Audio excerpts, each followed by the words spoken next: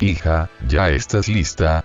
La fiesta de tu primo inició hace rato, tu madre ya mandó un mensaje preguntando por nosotros. Ya estoy lista, fue difícil en encontraba el regalo, no lo encontraba. ¿Tanto tiempo para buscarlo? Tienes más de 10 minutos, ya iba a ayudarte. No sé quién movió el regalo a otro lugar, encontré el regalo en el cuarto de Hayden, lo encontré en su closet. Quizás tu primo Darwin lo puso ahí cuando vino a visitarnos junto con su familia, solo digo lo más probable, quién sabe si fue Hayden. Luego descubriré quién lo movió. Hayden ya se encuentra en la fiesta. Él está desde antes de que la fiesta comenzara, al menos eso me respondió tu madre cuando se lo pregunté. Al menos se la está pasando bien con los pequeños, ya vámonos, se nos hace muy tarde. Hija, ya vete subiendo al auto, voy a buscar las llaves, algo más, no me tardaré mucho. A mediados del siglo XIX, se levantaba en cierto lugar del sur de los Estados Unidos una próspera plantación algodonera, cuyo centro era una mansión de esplendores casi versalescos, que contrastaban abiertamente con la lobreguez de los tenebrosos y pestilentes pantanos que la rodeaban. El acaudalado propietario de la hacienda se llamaba John Marlowe y era un caballero viudo de cierta edad, sumamente elegante y gentil cuando se hallaba rodeado de gentes de su misma condición, pero secretamente aficionado a toda clase de placeres clandestinos.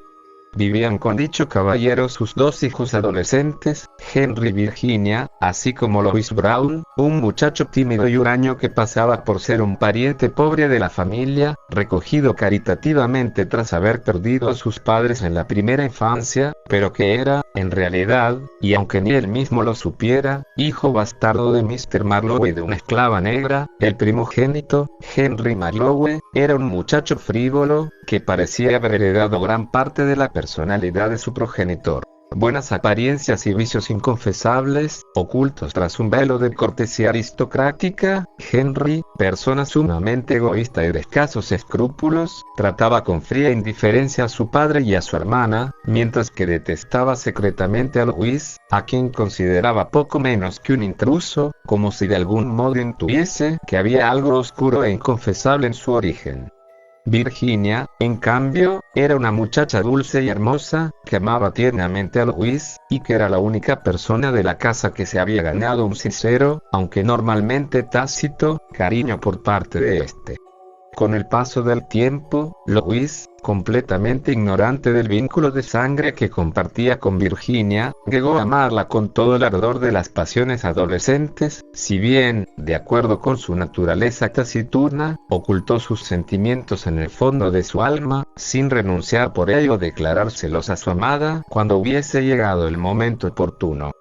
Pero el momento no llegó. Las fiebres endémicas de la zona, unidas a las secuelas de continuos excesos alcohólicos, llevaron a Mr. Marlowe a la muerte, cuando aún no había cumplido el medio siglo de vida. Según su testamento, Henry heredaría la hacienda y tutelaría a su hermana hasta que ella eligiera marido entre los jóvenes adinerados de la región, mientras que el dinero de la familia, depositado en una cuenta del banco de la ciudad cercana, sería repartido a partes iguales entre Henry y Louis, quien, de acuerdo con la última voluntad del difunto, podría seguir viviendo en la hacienda si tal era su deseo. Sin embargo, Henry, que contaba con la complicidad de Mr. Ford, el abogado de la familia, a cuya hija le había concedido una promesa de matrimonio que no pensaba cumplir, se hizo con el testamento y lo falsificó a su gusto. La importante porción del patrimonio familiar que le correspondía al intruso se redujo a un legado relativamente modesto. Por otra parte, Henry, con hipócrita condescendencia, le propuso a Louis la posibilidad de permanecer en la hacienda, pero no como miembro de la familia, sino como capataz o intendente a su servicio, lo cual le impediría alternar en pie de igualdad con sus señores. Louis, perdido en su orgullo por la propuesta, que lo obligaría a estar cerca de su amada sin poder intimar con ella, rechazó airadamente la mano que le tendía Henry y se fue de la casa dando un portazo. Virginia lloró su marcha, pero Henry, como de costumbre, hizo caso omiso de sus lágrimas.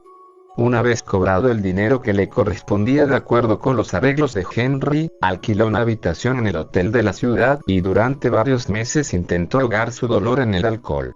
se unió a ciertos jóvenes disolutos y se entregó a toda clase de placeres prohibidos, buscando en vano el olvido permanente de su infortunio. Poco a poco, se le fue acabando el dinero y, cuando ya estaba cerca de la miseria, hasta sus compañeros de juerga comenzaron a apartarse de él, dejándolo totalmente solo en el mundo, o, al menos, eso parecía, una noche, cuando Luis salía tambaleándose de un tugurio donde había gastado en ron el poco dinero que le quedaba, se encontró con una anciana negra a la que conocía vagamente desde su infancia. Esta era una antigua esclava manumitida que había trabajado en la plantación de los Marlowe antes de que Mysterion la liberase en un arranque de generosidad, y que ahora vivía en una choza de los pantanos. Su nombre ha sido olvidado hace mucho tiempo. Al parecer, tenía fama de ser muy sabia, quizás un poco bruja, y los supersticiosos negros de las plantaciones le compraban filtros mágicos, hechizos vudú y amuletos de toda clase. Louis, por supuesto, lo ignoraba completamente, pero aquella mujer era su madre. Esta, sin revelarle su verdadera condición, le dijo que se había apiadado de él y que estaba dispuesta a poner su sabiduría y su magia a su servicio, sin pedirle nada a cambio, ni entonces ni nunca. El joven no creía en las supuestas hechicerías que se le atribuían a aquella mujer, pero, quizás excesivamente influido por los vapores del alcohol, aceptó su ayuda y selló un pacto con ella. Un pacto según el cual Louis debería recibir mucho a cambio de nada. 24 horas después, Henry Marlowe se acostó en su suntuoso lecho tras una noche de juerga entre amigos disolutos y hermosas muchachas de dudosa virtud. Ignoramos si su sueño fue plácido o si, por el contrario, estuvo turbado por obscenas pesadillas. Lo que sí sabemos a ciencia cierta es que no despertó de él, cuando la mañana siguiente, estando el sol ya bien alto en el cielo, un sirviente llamó a su puerta para recordarle que tenía asuntos importantes que atender. La llamada no obtuvo respuesta. Aquello era extraño, pues, aunque no era inusitado, ni mucho menos, que el joven amo se levantara tarde tras sus orgías nocturnas, sí era extraño que se despreocupase de los asuntos de su hacienda. Henry podía ser un juerguista, pero también era un avaro. Aun a riesgo de despertar las iras del amo, y resignándose a los latigazos que ello acarrearía, el sirviente insistió en sus llamadas, siempre con el mismo resultado. Al final, ya francamente preocupado, el hombre alertó a sus compañeros y entre todos forzaron la puerta para entrar en la habitación. Henry yacía muerto en su cama. Sobre su cuerpo inerte se deslizaba silenciosamente una serpiente de coral, el reptil más venenoso de los pantanos. La muerte del amo no necesitaba más explicación respecto a las causas que la habían producido. En cambio, la presencia de la serpiente en su alcoba era un misterio indescifrable, pues era imposible que el animal hubiera llegado allí por sus propios medios. A falta de otra explicación mejor, las dos esclavas negras que se ocupaban de hacerle la cama todas las mañanas, fueron acusadas de haber introducido deliberadamente a la serpiente, para que el amo purgase con su vida alguna afrenta, y era cierto que ellas tenían motivos para odiar a Henry, quien en una orgía varias noches atrás había ultrajado a sus hijas, tal como el viejo amo Ian las había dejado a ellas mismas hacía varios años. No se llegó a celebrar un juicio. Antes de que el amo hubiera sido enterrado en el lujoso panteón familiar que su padre había inaugurado pocos meses antes, las dos negras ya habían sido linchadas por sus propios compañeros, indiferentes a sus súplicas y a sus protestas de inocencia. Así, Louis se hizo con la posesión de la hacienda y con todo el dinero de la familia. Una vez establecido, el nuevo propietario abandonó sus vicios y retomó sus relaciones con Virginia, quien, pese a la dulzura de su corazón, casi se alegraba de lo sucedido, pues Henry la había tratado muy mal desde la muerte de su padre, llegando incluso a agredirla durante una de sus frecuentes borracheras. Pasado un tiempo, Louis le abrió su corazón a Virginia y ésta aceptó encantada su propuesta matrimonial. Poco después, la hacienda recibió la inesperada visita de la vieja bruja negra que vivía en los pantanos, la cual exigía hablar con el amo cuanto antes, pues tenía que tratar con él un asunto muy importante. Para sorpresa de todos, el amo aceptó entrevistarse en privado con la bruja y la hizo pasar a su despacho. no resultaba menos sorprendente que la actitud del propietario de la hacienda hacia ella fuera humilde y obsequiosa, mientras que aquella vieja loca, antigua esclava de la plantación, lo miraba con rabia y desprecio, como si ella fuera la dueña de todo y lo hizo un servidor sorprendido en una situación embarazosa. El tema y los pormenores de la conversación, que no saldrían a la luz pública hasta mucho tiempo después, resultaron francamente desagradables para el amo. La bruja había escuchado rumores de que Louis pensaba desposar a Virginia y ella no podía aceptar que su hijo fuera a manchar su estirpe con un incesto, cosa prohibida por los señores de la vida y la muerte.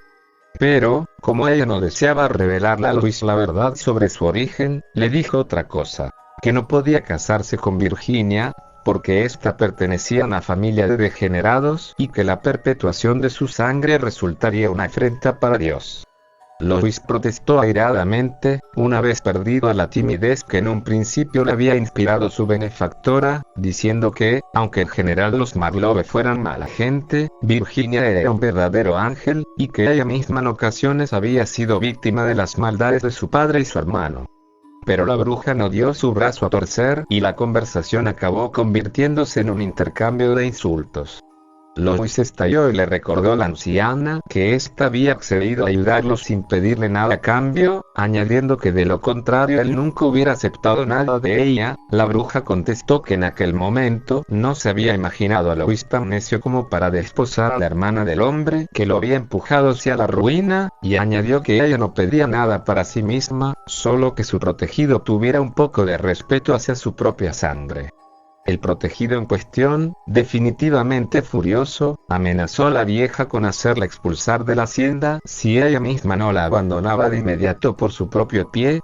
Su interlocutora, no menos enfurecida, le dijo estas o parecidas palabras. ¿Cómo osas expulsarme de tu casa, cuando yo te he dado todo lo que posees sin pedirte ni una miserable moneda a cambio?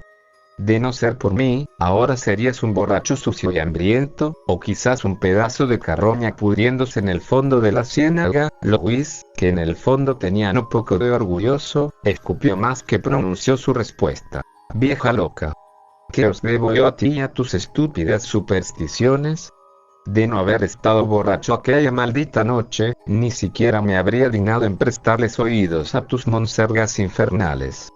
Todo esto se lo debo a una serpiente, que, por cierto, constituye una benefactora harto más agradable que tú. ¿Acaso las serpientes de los pantanos se alojan en los palacios del hombre blanco? Fue mi magia, y no aquellas desgraciadas a las que ahorcaron, quien la introdujo aquí para abrirte las puertas de la gloria. Louis, más calmado, pero no menos furioso, dijo, aparentando frialdad. Interesante confesión. ¿Por qué no se lo dices a la policía o al juez? Si les hablas de tu magia, te encerrarán por loca. Si les haces pensar que tienes algo que ver con la muerte de Henry, te ahorcarán como a las otras.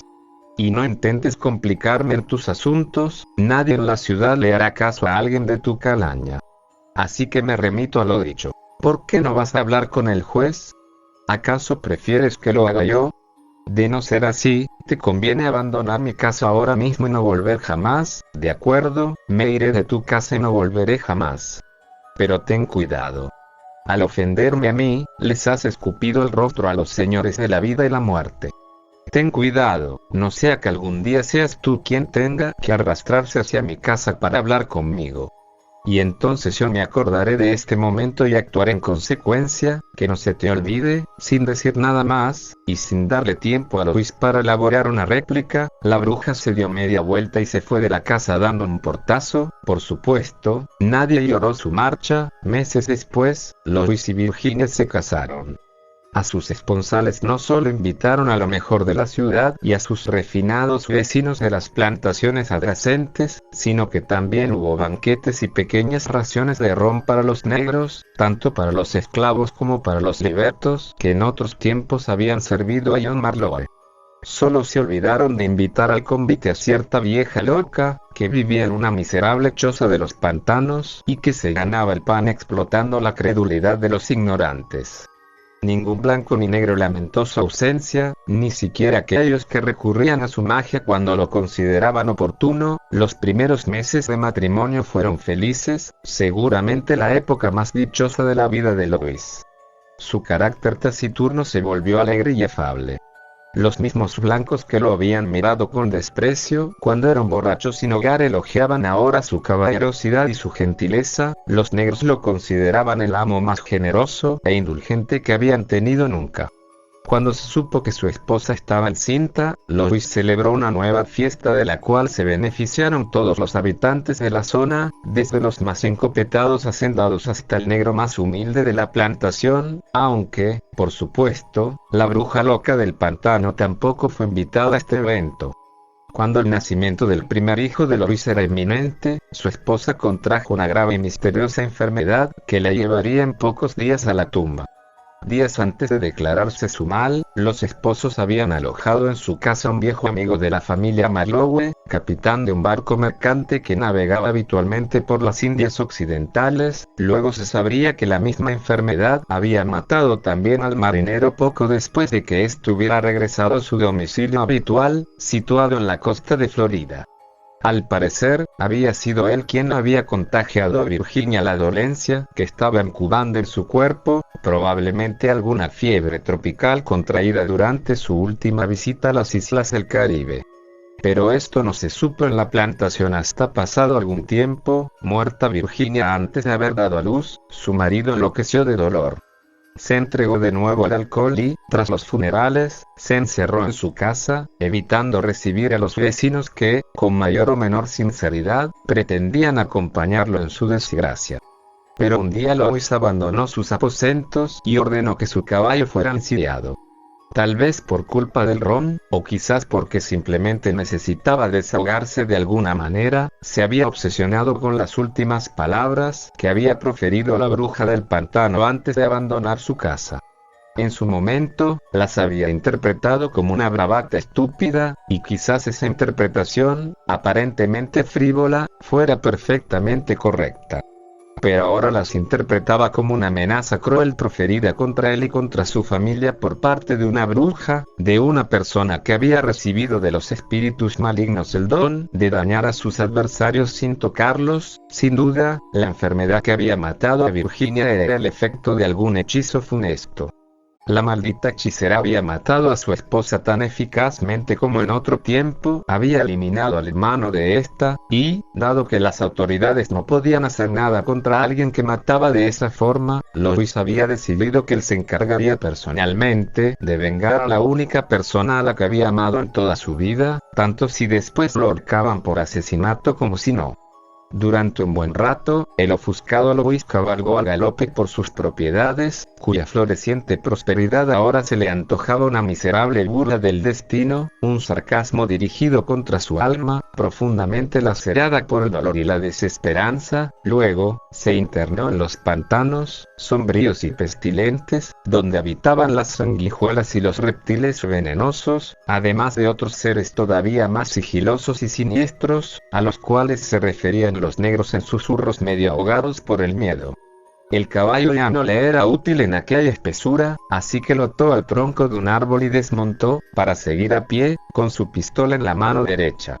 Lois caminó durante varios minutos por una senda estrecha, fangosa y casi impracticable, virtualmente devorada por la exuberante maleza que se extendía a ambos lados del camino y que pretendía recuperar el terreno que la mano del hombre le había arrebatado en otro tiempo. El ambiente era húmedo y sofocante, los miasmas de las ciénagas cercanas apestaban el aire, las copas de los árboles impedían que los rayos del sol iluminaran las tinieblas imperantes en aquel mundo de pesadilla. Los árboles mismos, aunque altos y gruesos, parecían enfermos, se diría que alguna lepra había carcomido sus troncos. Sus gruesas raíces sobresalían de la tierra, como gigantescas serpientes ahitas de carne muerta, y sus ramas inferiores, de las cuales colgaban musgos y telarañas, arañaban continuamente la sudorosa cabeza de Luis, como si fueran las garras de viejos fantasmas, ansiosos por enloquecer a los intrusos que osaran invadir su territorio, pero este intruso solo pensaba en su venganza. En lo más hondo del pantano se levantaba la miserable choza de la bruja. Esta se hallaba en la única habitación de la misma, preparando en una inmensa olla medio rota algún burbujeante y más bien maloliente mejunje, que lo mismo podía ser un guiso para la cena que alguna pócima infernal para sus hechizos. Luis, que, con toda su ira, no dejaba de temer a la bruja, penetró en el oscuro interior de la choza, malamente iluminada por unas pocas velas, y se acercó sigilosamente a las espaldas de la hechicera, siempre blandiendo su pistola. La mano le temblaba y su frente estaba perlada de sudor, pero estaba dispuesto a llevar a cabo su venganza.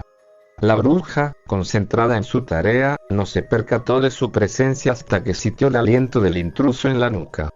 Entonces ella se volvió asustada y vio a Luis, al hijo ingrato que tantas veces la había despreciado. Él, sin embargo, estaba allí, en su casa, tal como ella había vaticinado en aquella ocasión, más por impotencia que por otra cosa. Podía ser cierto que él, al final, hubiera venido a presentarle sus excusas, a pedirle perdón por tantas ofensas. De ser así, la bruja, a pesar de las palabras proferidas en aquella ocasión, le hubiera perdonado, le habría revelado por fin el secreto de su origen, habría reído y llorado con él. Ella, en el fondo, siempre lo había amado. Entonces, mientras el intruso se recomponía del susto, la bruja se fijó en su arma, que centelleaba fugazmente a la luz mortecina de las velas. Recordó que había oído decir que Virginia Marlowe había fallecido a raíz de una enfermedad misteriosa pocos días antes y entonces comprendió. No pudo decirle que era inocente. Luis no le dio tiempo. Y, además, no le hubiera hecho caso. Todo era tan fatal e inevitable como si ya hubiera sucedido en un pasado remoto, antes de que los señores de la vida y de la muerte hubiesen comenzado a deshilachar la madeja del tiempo. Luis, pálido como un muerto, trémulo como un azogado, implacable como un ángel vengador, hizo fuego. La mano le temblaba, pero el blanco estaba muy cerca y no le fue difícil acertar. La bala atravesó el pecho de la vieja, dibujando una inmensa flor roja a escasas pulgadas de su corazón. El estampido ahogó la exclamación «¡Hijo mío!», proferida por la bruja, impidiendo que ésta llegara a los oídos de su asesino. Ella supo que iba a morir, que en la práctica ya estaba muerta. Durante un instante final de dolor y rabia, su amor de madre se desvaneció, ahogado en sangre, y con sus últimas y estertorosas palabras maldijo a su hijo y a toda su descendencia. Luego, cayó al suelo y murió. Luis abandonó la casa. Al día siguiente, un negro que quería hablar con la bruja para comprarle un filtro amoroso descubrió su cadáver y denunció el crimen ante las autoridades. Estas, a falta de un sospechoso mejor, detuvieron al denunciante y permitieron que una furiosa turba de clientes habituales de la muerta lo lincharan mientras lo trasladaban a la cárcel. A nadie se le ocurrió relacionar a un noble y refinado hacendado de piel blanca con el crimen y el caso quedó cerrado. A partir de aquel día, la vida del noble y refinado hacendado de piel blanca fue un continuo descenso a los infiernos del alcohol y de la desesperación. Incapaz de superar la muerte de Virginia, acaso incapaz asimismo de olvidar las últimas palabras de su víctima y la maldición que ésta le había lanzado, Luis se volvió más licencioso y cruel de lo que nunca habían sido los Marlowe. El ron y el láudano quemaban sus venas y ofuscaban su mente hasta que la nada se apoderaba de ella. Luego, cuando se despertaba en medio de sobrehumanos sufrimientos, se enfrascaba de nuevo en sus vicios hasta alcanzar un nuevo estado de inconsciencia. Toda relación con los demás hombres blancos había sido cortada de raíz.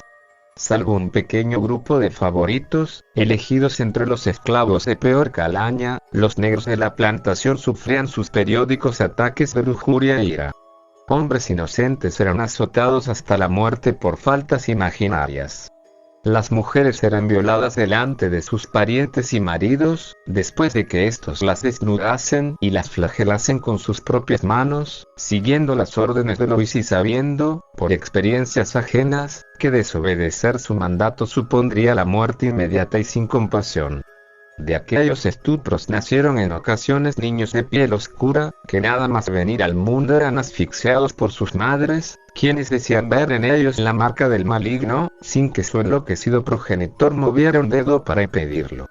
A fin de cuentas, las negras no estaban del todo descaminadas. Ellos, sus hijos, eran herederos de una maldición, llevaban en su alma un estigma imborrable. Extraños ritos de vudú y magia negra se realizaban en los aposentos del dueño de la casa, que se había vuelto más supersticioso que los mismos negros. La prosperidad de la hacienda, cuya administración había quedado encomendada a mercenarios sin escrúpulos, se vino abajo y el otrora lujoso palacio de los Marlowe apenas era un caserón fantasmal, parcialmente derruido y casi desierto, cuando los soldados del norte lo arrasaron durante la Guerra de Secesión. El temido y odiado señor de la casa, abandonado incluso por sus esclavos más fieles y completamente arruinado, se fue para siempre hacia un destino desconocido, con el peso de su maldición como único acompañante y sin que nada volviera a saberse en el lugar respecto a su suerte, extraños antecedentes. Hará unos 15 años, Elena Vázquez aprobó las oposiciones de educación primaria y le fue adjudicado como destino provisional un pueblo de las montañas, cuyo nombre no viene al caso. Por aquel entonces, Elena podía considerarse feliz. A los 20 y pocos años ya tenía un trabajo fijo, además conseguido a pulso. Además, era una chica que poseía muchas cualidades personales. Además de inteligente y trabajadora, era muy guapa y simpática. Como pertenecía a una familia bastante humilde, había tenido que simultanear sus estudios con trabajos ocasionales, de camarera, de niñera e incluso, alguna vez, de modelo publicitaria, pero al final sus esfuerzos habían merecido la pena, permitiéndole sacar la plaza de maestra. Cuando aprobó las oposiciones, Elena vivía en un modesto apartamento de la ciudad con su madre, Antonia Barreira, que trabajaba como limpiadora en un instituto público. Su padre, el albañil Manolo Vázquez, había muerto en un accidente laboral cuando Elena aún era una niña. Hay que decir que su primer destino provisional no era como para entusiasmar a nadie. Un pueblo pequeño, situado a 40 minutos largos de la ciudad, y donde en invierno caían copiosas nevadas que dificultaban la conducción. Para colmo, el colegio tenía la jornada partida, por lo cual en otoño ya sería casi de noche cuando emprendiera el viaje de retorno a casa. Pero Elena era una buena conductora y decidió que aquellos eran problemas menores, después del exitazo que suponía aprobar unas oposiciones a tan temprana edad y contra todo pronóstico.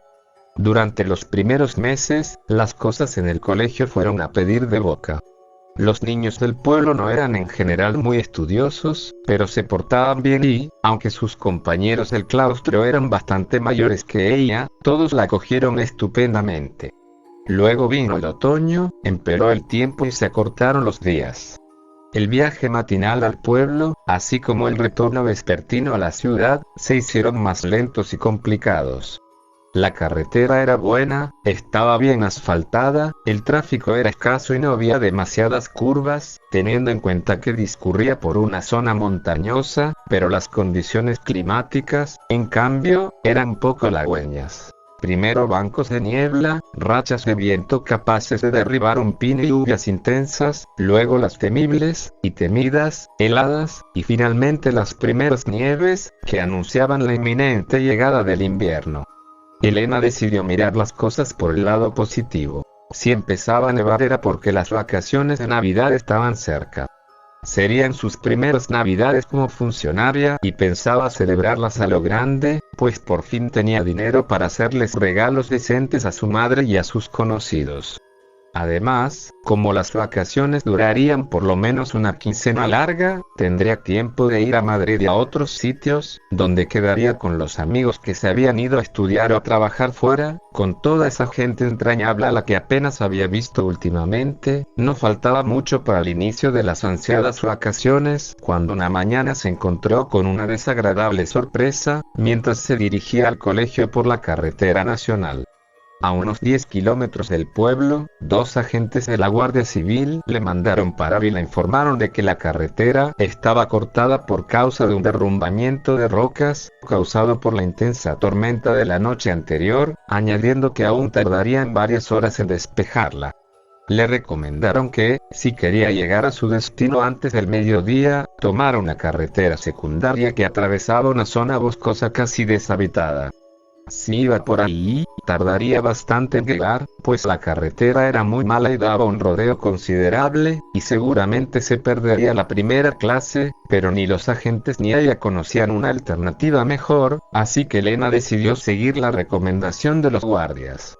Aquello era una contrariedad que no le hacía ninguna gracia, pero optó por ponerla al mal tiempo, nunca mejor dicho, buena cara, y les dio las gracias a los agentes con su mejor sonrisa. Elena era siempre muy guapa, pero, cuando sonreía, llegaba a ser casi irresistible. El más joven de los guardias se enrojeció como un tomate cuando ella se despidió de ellos, ante la mirada zumbona del otro agente, un cabo veterano y con cara de guasón. Poco después, Elena conducía por la carretera forestal, que más bien era una pista, mal asfaltada y tan estrecha que encontrarse con un coche viniendo en sentido contrario hubiera supuesto un problema casi irresoluble. La vía siempre había sido angosta, pero cada vez lo era más, pues aparentemente nadie se cuidaba de los márgenes, y la maleza del bosque se estaba adueñando poco a poco del terreno que la mano del hombre le había arrebatado años atrás. Los helechos, los tojos y las zarzas cubrían completamente los arcenes y parte de la calzada. Por suerte, el hecho de que fuera una vía muy poco transitada hacía improbable un encuentro con otro vehículo. Solo los fines de semana, o cuando se celebraba una fiesta local en alguna de las pequeñas y empobrecidas aldeas de la zona, podía haber un poco de tráfico, pues era entonces cuando los familiares establecidos en la ciudad o en las villas próximas aprovechaban para visitar a los abuelos. Pero cuando los abuelos fallecían, las visitas se acababan para siempre. La vieja casa familiar quedaba abandonada y ella también comenzaba a morir lentamente. Pronto era olvidada incluso por quienes se habían creado en ella, que ya no se atrevían a visitar el hogar de su infancia, donde acaso habían sido felices en tiempos pasados, pero que ahora solo les traía recuerdos de muerte y decadencia que era preferible no avivar. Por tanto, las aldeas de la zona cada vez se hallaban más despobladas y, como consecuencia lógica de todo ello, disminuía el tránsito por las carreteras y pistas que las atravesaban. Y si éstas presentaban el asfalto resquebrajado por el paso del tiempo o por las inclemencias meteorológicas, o si la maleza comenzaba a invadir los arcenes, el arreglo no llegaba nunca por la sencilla razón de que no había usuarios que lo reclamasen. De vez en cuando, la carretera por la cual circulaba Elena atravesaba alguna de aquellas aldeas, cuyos habitantes, casi siempre ancianos campesinos de piel arrugada y ojos tristes, dirigían miradas furtivas al coche, sorprendidos al ver un vehículo a cuyo propietario nadie conocía, cosa poco frecuente en aquellos lugares perdidos y endogámicos. Pero, durante la mayor parte del trayecto, no se veía más que bosque, cada vez más espeso y tenebroso. Arbustos cuyos tentáculos esqueléticos, y generalmente armados con espinas, arañaban inmisericordes el flanco derecho del auto, viejos árboles de gruesos troncos y anchas raíces, que se agitaban y murmuraban siniestramente, mientras el viento del otoño los azotaba con sus frías arpas invisibles, helechos rojizos de altura respetable, que se balanceaban bruscamente cuando el coche pasaba cerca de ellos, denunciando los movimientos furtivos de algún animal espantado por el inusitado ruido del motor. Elena, más atenta a los numerosos baches con los que se encontraba y al movimiento, lento pero inexorable, de las agujas del reloj, no prestaba demasiada atención al entorno primigenio y vagamente amenazador que la rodeaba. Pero llegó un momento en el que la perpetua penumbra de la floresta se oscureció tanto que la joven optó por aminorar la marcha y volver a encender las luces de su vehículo, como si aún fuera de noche, pese a que ya faltaba poco para las 10 de la mañana. En algunos puntos, las copas de los árboles formaban un dosel casi impenetrable para los rayos solares. Además, estos parecían cada vez más tenues, como si el cielo se estuviera cubriendo de nubes. Para colmo, se habían formado unos bancos de neblina fantasmal que contribuían a la tenebrosidad del ambiente. Era curioso que allí hubiera niebla, mientras que en la carretera nacional, que se hallaba a altitud considerablemente mayor, el ambiente estaba completamente despejado. Tal vez aquella neblina se debiera a la proximidad de un río, pero realmente cabía pensar que aquel bosque tenía una atmósfera propia, radicalmente distinta del aire puro y luminoso que envolvía las montañas, y mucho más pesada y sombría. Incluso parecía que Lena, al entrar en él, había retrocedido varias horas en el tiempo, volviendo bruscamente de la mañana a la noche, o tal vez había retrocedido siglos enteros, pues, salvo por la angosta pista que lo atravesaba, aquel bosque debía de permanecer exactamente igual que en los tiempos primigenios, virgen y salvaje como las tenebrosas selvas del Amazonas o las inhóspitas taigas del norte. Entonces, pasó aquello. Un animal surgió del bosque por sorpresa y a toda velocidad. Elena, aunque tenía buenos reflejos, fue incapaz de evitar la colisión. Dio un frenazo, pero el cuerpo del animal había sido empujado hacia adelante por el impacto, que produjo un sonido seco, medio ahogado por el chirrido de las ruedas. Elena estaba bien, pero se había llevado un susto morocotudo, su corazón parecía a punto de estallar y sentía fuertes palpitaciones en el cuello, que le producían un leve dolor de cabeza. Un sudor frío perlaba su frente. Si se le hubiera ocurrido mirarse en el espejo del coche, se hubiera visto pálida como la cera y con su hermoso rostro desencajado. Durante un buen rato, permaneció clavada en el asiento, apretando absurdamente el volante con toda la fuerza de sus manos sudorosas. Cuando se calmó un poco, decidió apagar el coche y bajar para ver si éste había sufrido desperfectos. El parachoques parecía intacto, pues el animal no era muy grande y el golpe no había sido lo suficientemente fuerte como para dañar al vehículo. En cambio, el desdichado animal, un corzó, estaba en los estertores de la agonía, tumbado sobre un charco de sangre que se extendía lentamente por la calzada. El golpe había sido mortal y le quedaba poco tiempo de vida. Sus patas se movían golpeando el aire, en convulsiones que anunciaban la proximidad de la quietud definitiva. Sus grandes y redondos ojos de cérvido mostraban una expresión casi humana, en la que se mezclaban el dolor, el miedo y acaso algo de tristeza.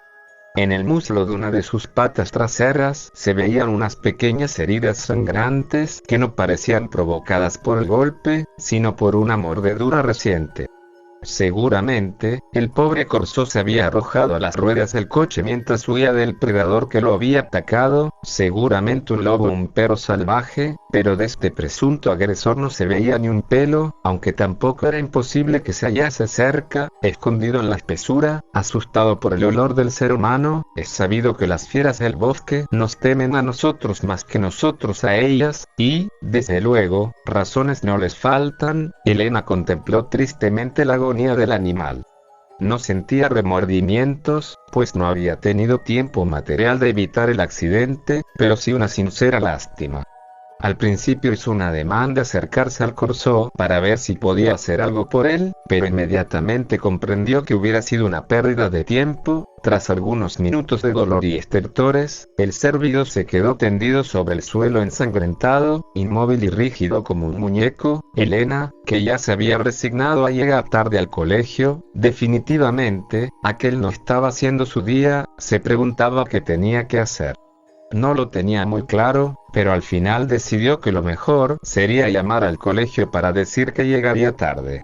Luego llamaría a la Guardia Civil, a ver si venían los del Seprona a recoger el cadáver del corzó, de modo que no se convirtiera en un obstáculo para la circulación.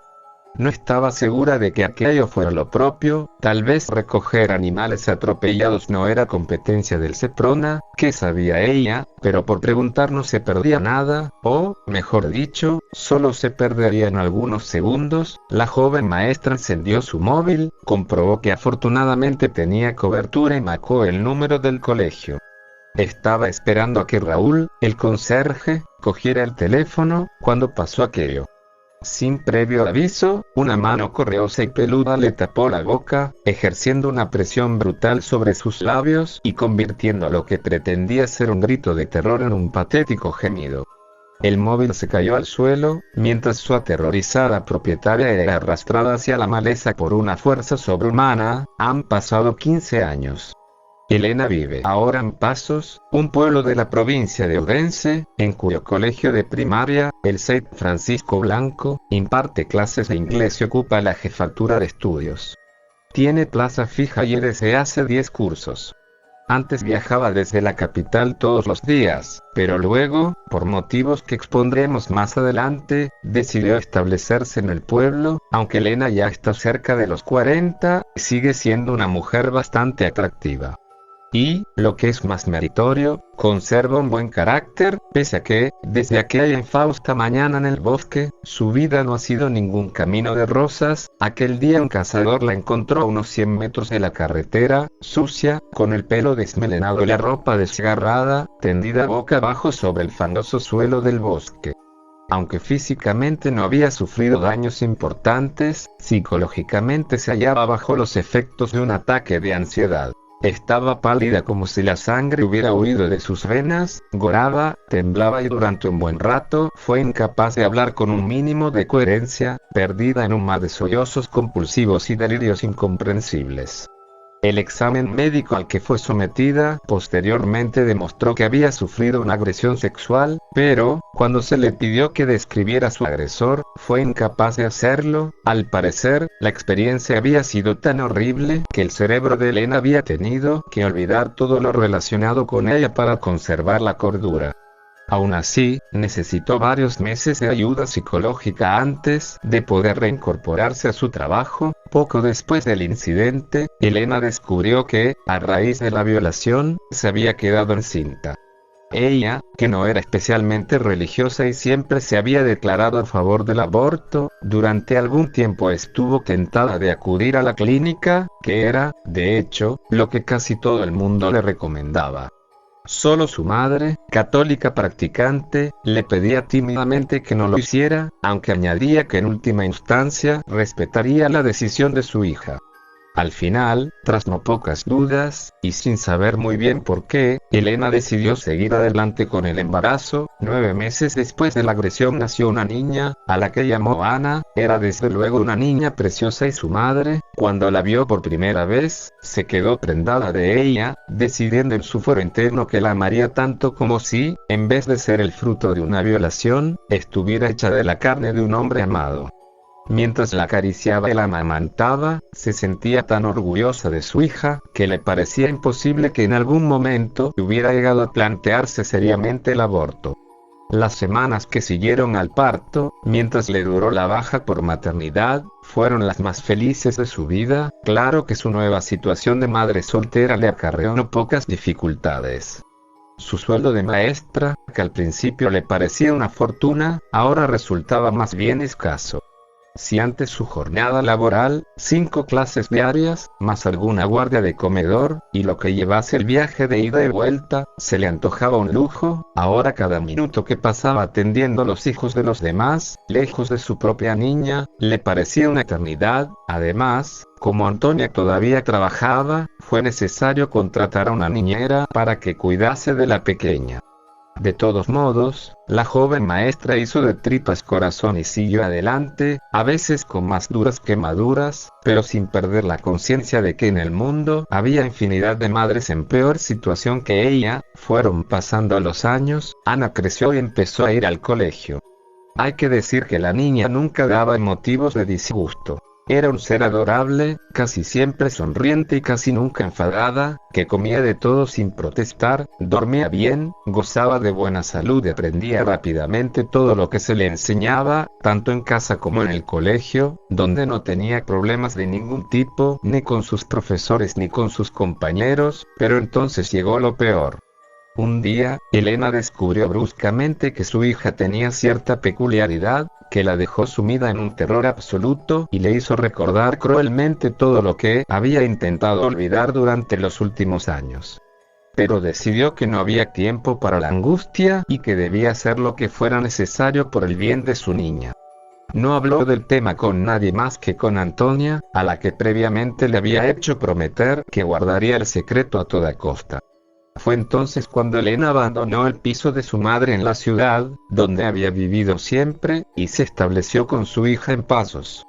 Una vez allí, invirtió prácticamente todo su dinero, incluyendo la herencia paterna, en la compra de una casa situada en las afueras, donde el extenso bosque que rodeaba la localidad empezaba a espesarse. La situación de la casa no era ningún capricho, pues estaba claro que su hija no podía vivir durante mucho tiempo en el núcleo urbano sin el riesgo de que un accidente revelase su secreto a quienes lo hubieran tomado como excusa para hacerle daño. El tutor de Ana en el instituto era Matías, el profesor de historia, un señor de mediana edad, todavía bastante apuesto, que en sus años mozos había sido toda una calavera. Ahora estaba felizmente casado y tenía una hija adolescente, pero seguía echándoles miradas aviesas a todas las hembras apetitosas que se ponían al alcance de sus ojos. No carecía de cierta cultura general y se consideraba un hombre de izquierdas, escéptico en materia religiosa. Sin embargo, se llevaba muy bien con don Manuel, o Manuel a secas, el sacerdote católico que impartía clases de religión en cuarto de su bachillerato. Manuel aún podía considerarse relativamente joven, pero, al igual que la mayoría de los curas que conozco, ya estaba prácticamente calvo. Era alto y delgado, ni feo ni especialmente guapo, y no se esmeraba mucho a la hora de afeitarse, lo cual le daba un aspecto desaliñado que no casaba del todo bien con su alzacuellos. Manuel tenía ideas avanzadas en lo social y tradicionales en todo lo demás. En eso se diferenciaba bastante de otros curas, a los que no les parece ninguna herejía poner en tela de juicio la existencia real del diablo, pero que en cambio fruncen el ceño cuando alguien les dice que no es imprescindible votar al Partido Popular para alcanzar la salvación eterna. Todos los días, durante el recreo, el agnóstico y el clérigo se citaban en la cafetería del instituto para tomarse unos cafés. Manuel era el que invitaba siempre, y discutir sobre lo divino y lo humano. Normalmente, el historiador era el primero en abrir la boca, pero sus primeras palabras siempre parecían una respuesta a la imaginaria aseveración del sacerdote.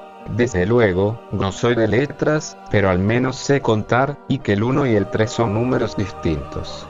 Así que no me vengas con lo de la Santísima, y bien, lo de la Santísima Trinidad es cosa de fe, no de razón. Ya te he contado el otro día la parábola de San Agustín y el hoyo en la playa.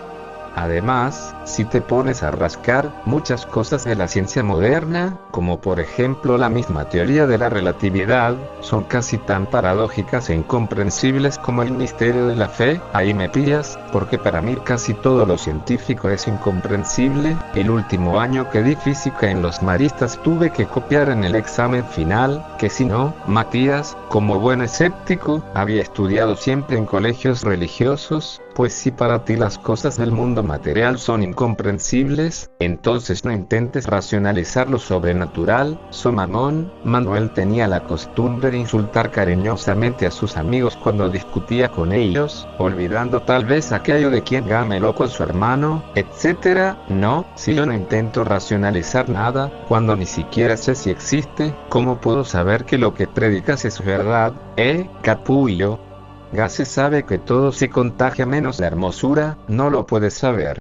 También te bebes el café y no puedes estar totalmente seguro de que a Carlos, el camarero, no se le haya dado por echarle leche estropeada, pero, ¿para qué iba Carlitos a envenenarme? ¿Y para qué íbamos los evangelistas, los doctores de la iglesia y yo a contarte bolas, especie de subnormal? Pues para cobrar los diezmos. Creo que eso ya no se lleva mucho últimamente, pues para que ponga la X en la casilla de la iglesia, lo cual viene a ser lo mismo. Por pasta se puede hacer cualquier cosa, en efecto, pues también Carlitos podría haberte echado leche caducada, para no tener que comprarse leche nueva y así ahorrarse algunos eurillos. Por cierto, me gustaría saber si realmente prefieres que se gasten tus impuestos en subvencionar a los equipos de fútbol antes que, en Cáritas. Desde luego, cualquiera se pone a discutir contigo. Tienes cada sofisma, se te da también buscarle 30.000 pies al gato, pero no me convencerás tan fácilmente. En este mundo no hay sitio para lo sobrenatural. Si Dios existe, ¿por qué permite que unos animales se coman a otros? El motor de la naturaleza es la selección natural, la ley del más fuerte, y no la providencia de marras. Y si no, que se lo pregunten a las cebras enfermas que son devoradas por las hienas del Serengeti. Todos sabemos que la vida es cruel, eso ya lo dijeron los escritores barrocos mucho antes de que naciera Darwin. Pero ello no implica que las fuerzas del bien sean menos poderosas que las del mal.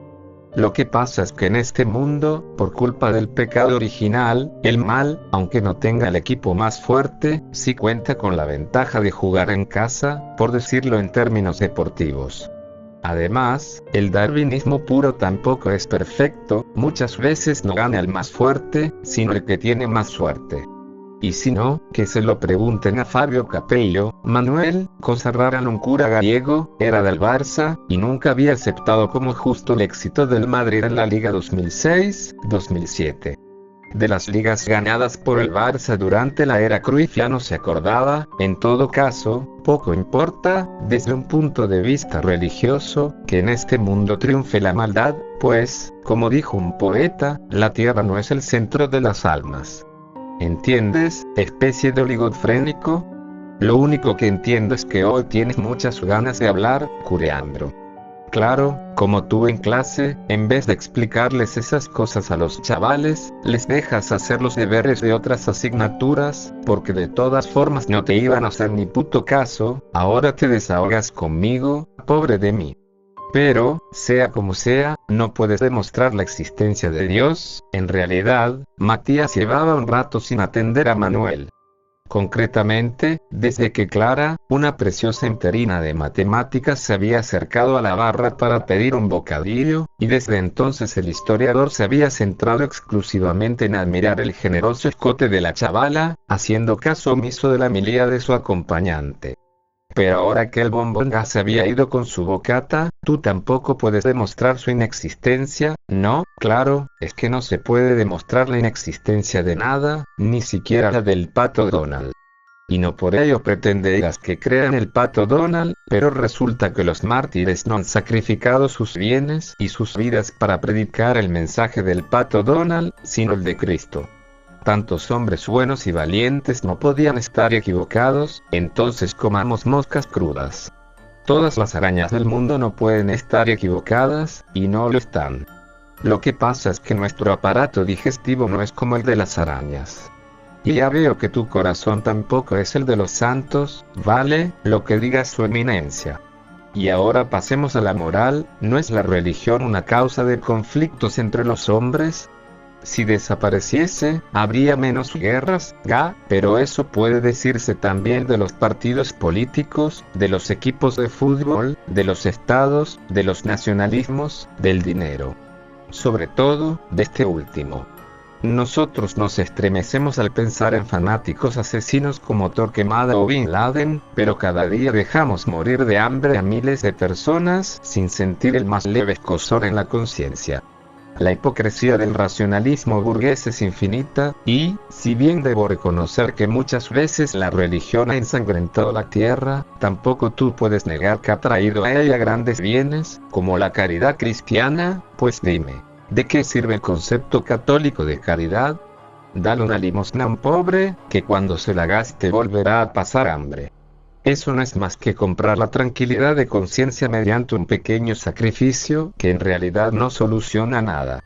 Lo que hace falta es compromiso, no limosna, ¿vale? En eso no estás tan desencaminado como de costumbre.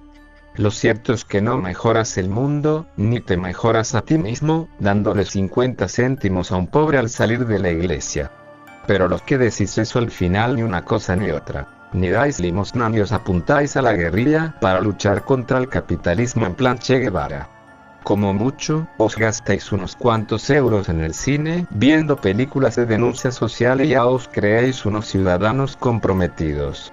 Como si a los pobres de la tierra les importase, o les fuese a solucionar algo, que los ricos vayamos a ver Slumdog Millionaire en vez de Crepúsculo. Total, todo es lo mismo. Mucho hablar y al final no rascarla. Matías no se había enterado ni de la mitad. Ahora era una atractiva alumna de segundo de bachillerato, con una minifalda escandalosa, la que llamaba su atención. Así estaban las cosas cuando Carlos, el camarero, harto de aquellas discusiones teológicas que no le interesaban demasiado, aprovechó un momento de relax para meter baza y encaminar la conversación por otros derroteros más terrenales. Bueno, padre, ¿y qué opina usted de lo de la granja de Don Nicanor? Según la prensa, la Guardia Civil dice que puede estar implicada una secta vudú. El cura respondió a la interpelación con voz firme. Chorradas, aquí no hay cosas de esas. Lo de la granja de Don Nicanor fue un ataque de perros salvajes, no es la primera vez que sucede algo así. Solo que esta vez los perros en cuestión se han pasado 3 pueblos. Matías decidió aportar su opinión, la de la minifalda ya se había ido. ¿Y no será cosa de los lobos?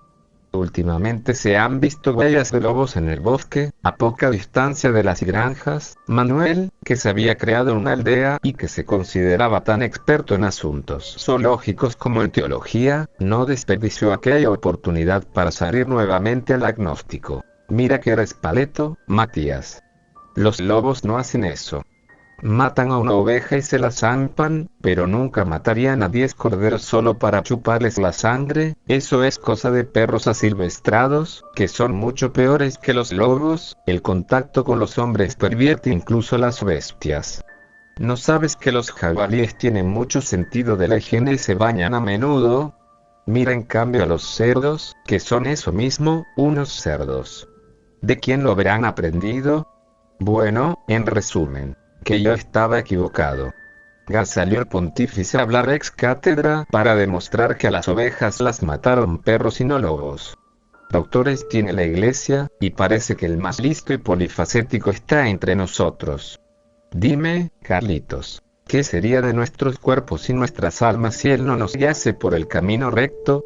Manuel se prestaba para responder a Matías con un sarcasmo, o con un insulto amistoso de los suyos, cuando advirtió que alguien le tocaba tímidamente el brazo, intentando llamar su atención. Se volvió y vio que era una de sus alumnas de cuarto B, Ana Vázquez, una alumna muy estudiosa y educada, aunque algo reservada. Era normalmente una chica tímida, y muy interesada tenía que estar en hablar con él para haber cometido la osada acción de tocarle el brazo. Manuel le dirigió una cálida sonrisa para tranquilizarla, pues la notó algo turbada, acaso avergonzada por haberse atrevido a irrumpir en una conversación entre profesores. Le habló cariñosamente. ¿Qué tal, doña Ana? Bien, ¿no? Tan guapa como siempre. Esto último no era del todo cierto. Ana era, desde luego, una chica muy guapa, pero aquel día parecía más pálida y ojerosa que de costumbre. Además, su expresión reflejaba cierta tristeza, como si una pena o un remordimiento la afligiese. Ella se dirigió a Manuel en voz baja y un tanto insegura, diciendo: «Manuel, ¿puedo hablar contigo?» «Por supuesto». «¿Qué pasa, guapetona?»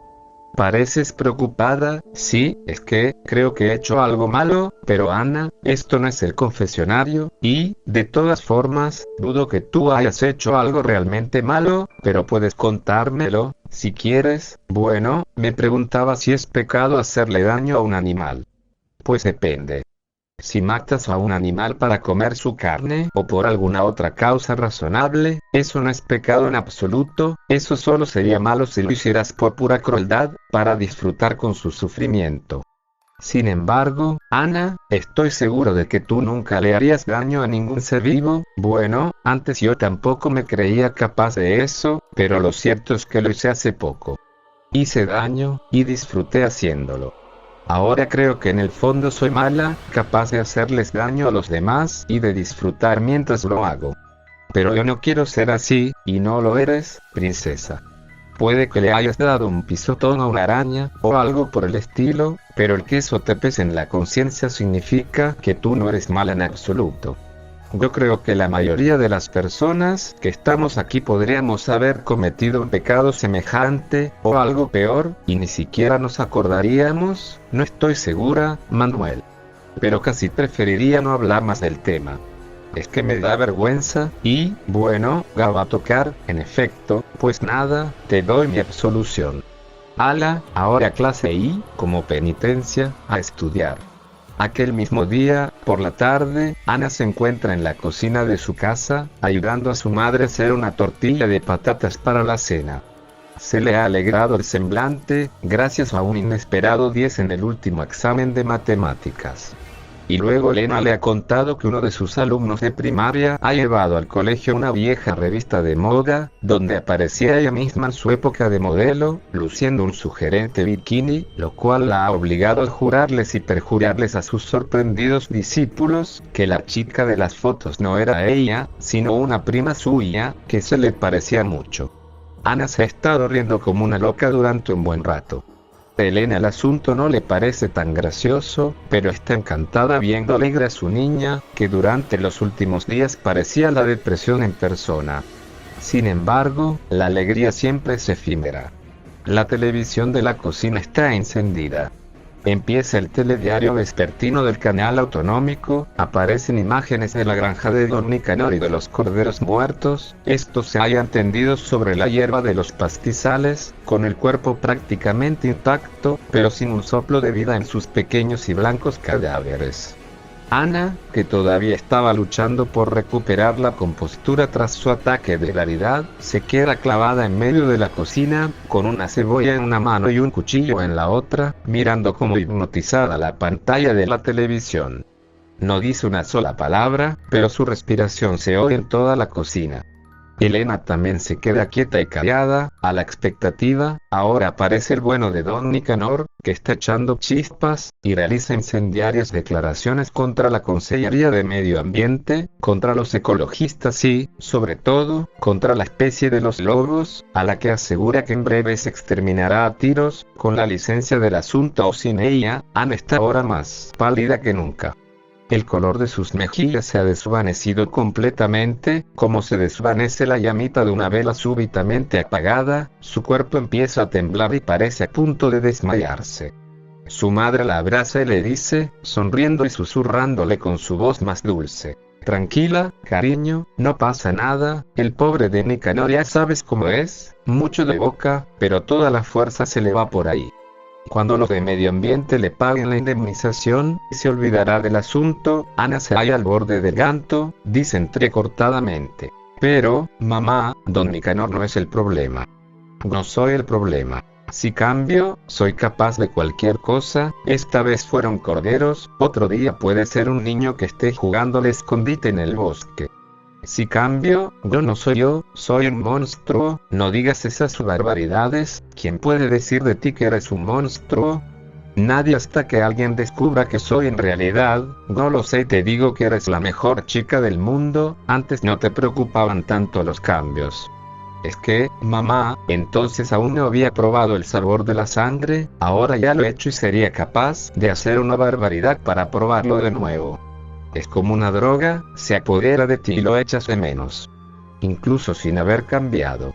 Y no es solo el sabor, es el olor, el color, y su voz. A veces siento que la sangre me llama. Bueno, vaya chorradas, creo que los libros de Crepúsculo te están influyendo más de la cuenta. Mira, si tanto te va el color de la sangre, hoy le echaremos el doble de salsa de tomate a tu tortilla.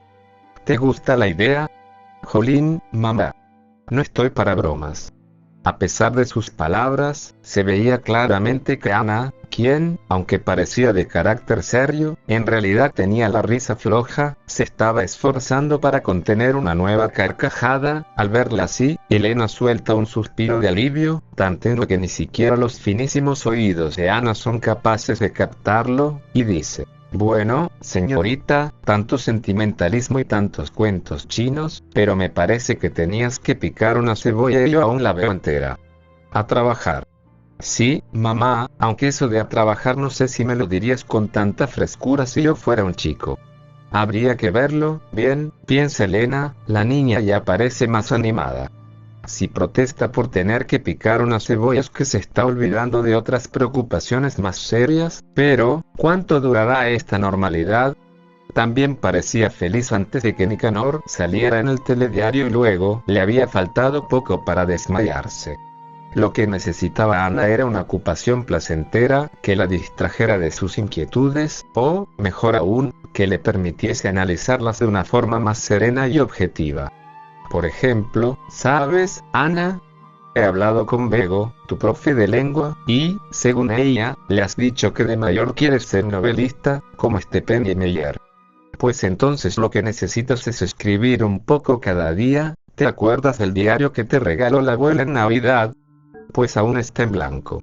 Así que, nena, realmente, en un principio a Ana le había parecido un poco ridículo ponerse a escribir un diario en la era de los blogs y del 20, pero al final se animó. A fin de cuentas, otras chicas del instituto, más modernas y más mañosas con el ordenador que ella, también tenían diarios. Pues tienes razón, mami. Puede que sea una buena idea, claro que sí, cariño. Ya verás cómo te lo vas a pasar bien escribiendo. Además, así podrás expresar tu intimidad libremente. Elena suspiró, un poco arrepentida de lo que había dicho.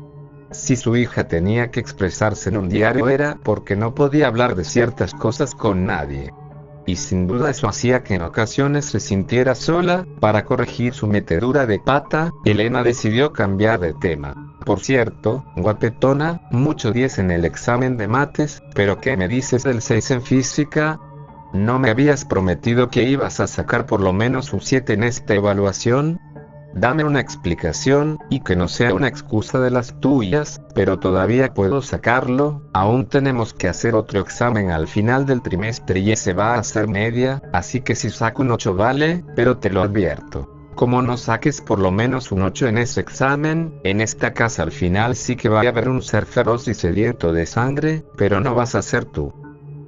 Sí, mamá, capto el mensaje, no te preocupes, si no me preocupo, la que te tienes que preocupar eres tú.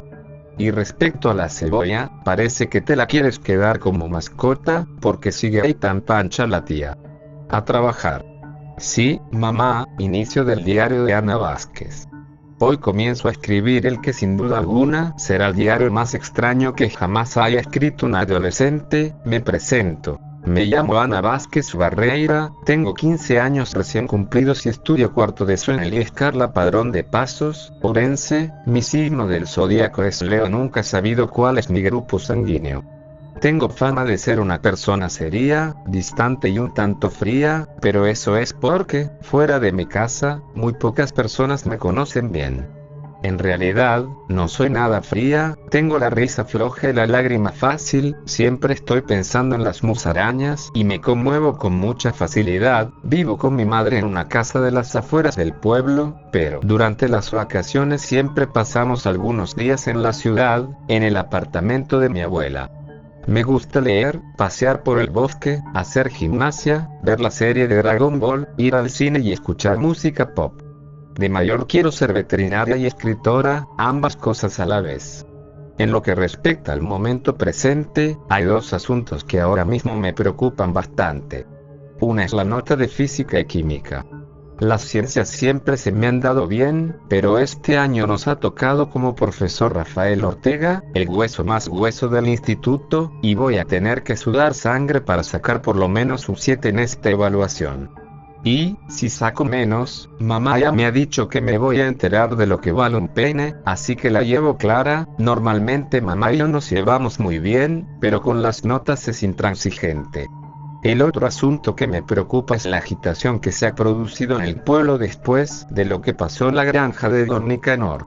Ahora el bosque está lleno de hombres armados que quieren cazar al lobo autor del ataque, con permiso del Seprona o sin él. Por tanto, durante algún tiempo tendré que hacer todo lo posible, y también lo imposible, para no cambiar de nuevo. Gracias a Dios, cada vez tengo más fuerza de voluntad para controlar mis cambios. Ya no es como antes, cuando cambiaba involuntariamente siempre que algo me asustaba y me enfurecía.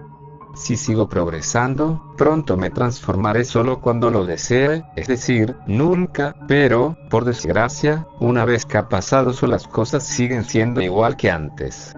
Durante unos cuantos minutos, no puedo recuperar la forma humana, y, además, sigo perdiendo mi inteligencia. Como mucho, puedo reconocer a las personas a las que quiero y así no las ataco, pero, por lo demás, en ese estado soy una bestia salvaje, sedienta de sangre y que responde con rabia ante cualquier señal de amenaza. Y lo de encerrarme tampoco es una buena idea, porque al sentirme prisionera me vuelvo loca de rabia y me arrojo contra la puerta o las paredes hasta quedar hecha un Cristo. Por tanto, la mejor opción es resistir como sea, al menos hasta que las cosas se calmen un poco. En fin, está bien por hoy. Este diario debe de parecer un poco raro. Sin duda, tiene más de cuento fantástico que de diario de una chica de 15 años recién cumplidos, pero resulta que la chica en cuestión no padece licantropía desde los 11 años.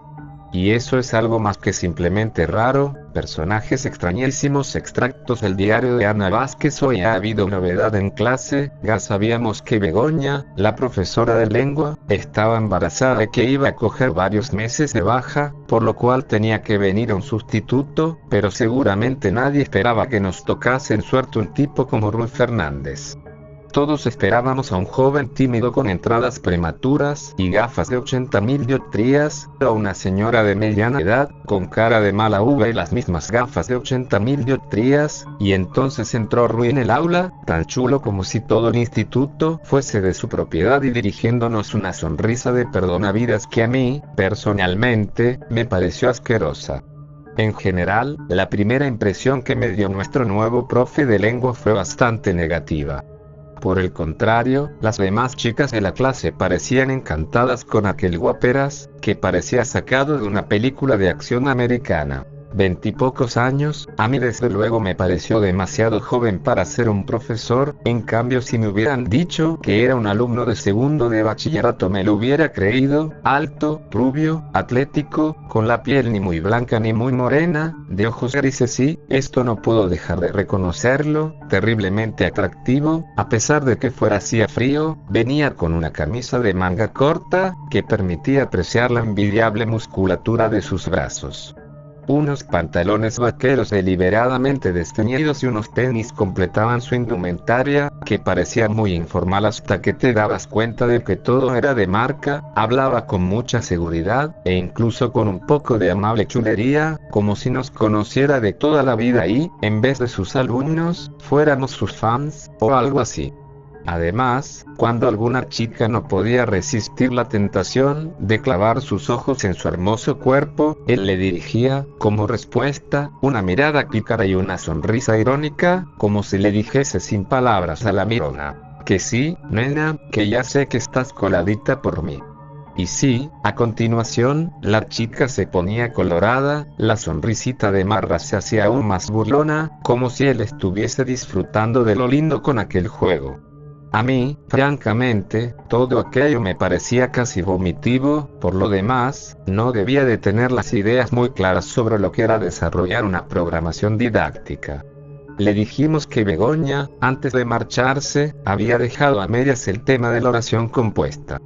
Pero él, tras unos momentos de turbación, los únicos en los que lo vimos bajarse de su pedestal, dijo, como si fuese una verdad tan evidente que no admitía la menor discusión, que dicho tema carecía de importancia y que lo íbamos a dejar tal cual. Entonces, nos mandó que abriéramos el libro en el tema del romanticismo, saltándonos así todo lo que nos quedaba de sintaxis y gramática textual, que no era poco. Luego, empezó a explicar las características del movimiento romántico, cosa que, la verdad sea dicha, no hizo del todo mal. Se notaba que controlaba bastante y que sabía hacer interesante un tema de literatura. Fuera como fuera, la clase, en la cual, por cierto, el elemento femenino era ampliamente predominante, permaneció muy atenta durante toda la hora. Aunque, conociendo a mis compañeras, creo que casi todas estuvieron más atentas a los bíceps del profesor que a sus explicaciones. Y él, por supuesto, con cara de estar encantado de la vida. Yo antes pensaba que lo de Matías, el profe de historia, gran examinador de minifaldas, escotes, pantalones ceñidos y prendas femeninas semejantes, era una pasada, pero esto es mucho peor. 6 días después, hoy tenía que bajar al pabellón para la clase de educación física. Ya estaba en camino cuando recordé que teníamos que llevar la raqueta, y yo la mía la había dejado en el aula.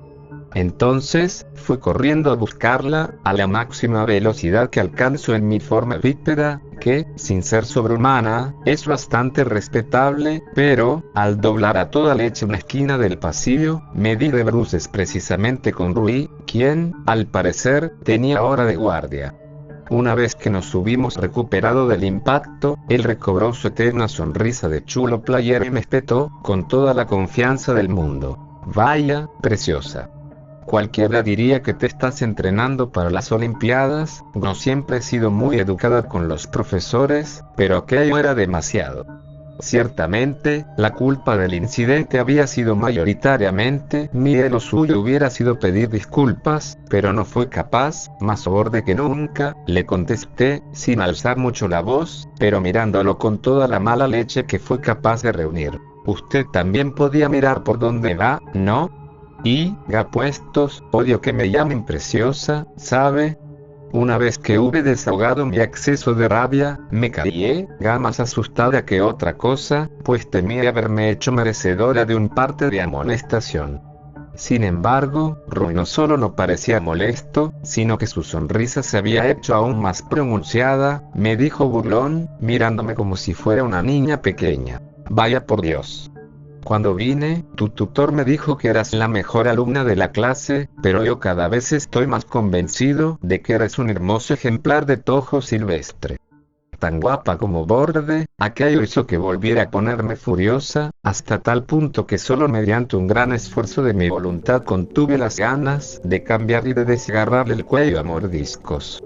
Di la callada por respuesta y me fui, tras echarle una última mirada de asco que me pareció sobradamente elocuente. 2 semanas después, hoy ha sido uno de los días más extraños de mi vida, bueno, realmente creo que ha sido con diferencia el más extraño.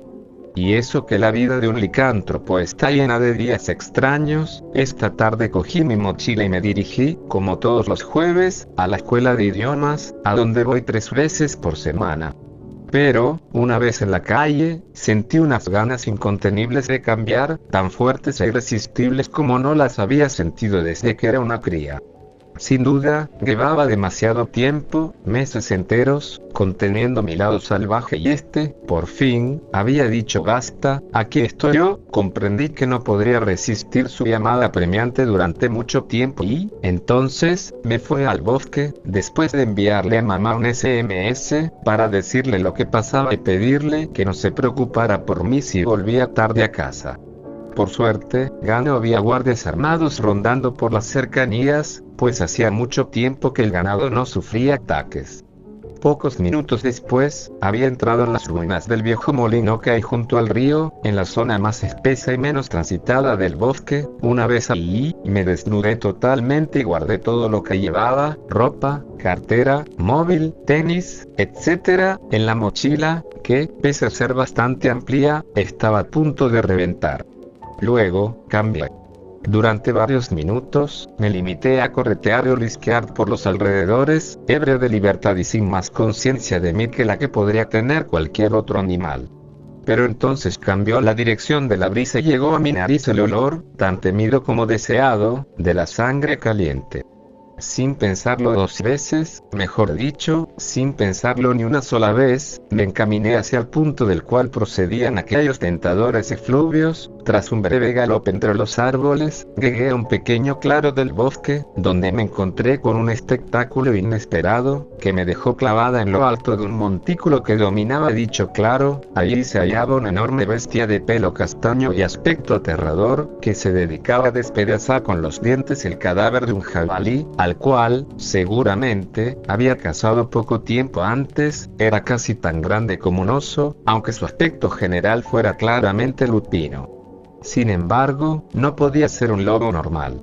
Ni su tamaño, ni las pupilas encarnadas que llamaban en sus ojos, ni el hecho de haber matado él solo a un jabalí adulto, permitían pensar eso. Se trataba, desde luego, de un licántropo, pero era mucho más grande, y seguramente más fuerte, que yo. Para no quedar de cobarde ante el extraño, le dirigí un gruñido y le enseñé los dientes, aunque sabía perfectamente que, si aquel bicho me atacaba, podría destrozarme tan fácilmente como si yo fuera un cachorro de caniche. El monstruo, hasta entonces ajeno e indiferente a mi presencia, respondió a mi gruñido alzando su rostro ensangrentado del cuerpo que estaba devorando y mirándome con una mezcla de sorpresa y curiosidad. Por supuesto, no sentía el menor miedo, y tampoco parecía albergar la menor hostilidad hacia mí. Tras unos segundos de mutua observación, él se apartó parsimoniosamente del jabalí, como si ya estuviera harto de su festín, y se acercó a un charco que había en el suelo, donde bebió un poco de agua y se lavó la sangre del hocico. Yo seguía mirándolo, quieta y silenciosa, a la expectativa.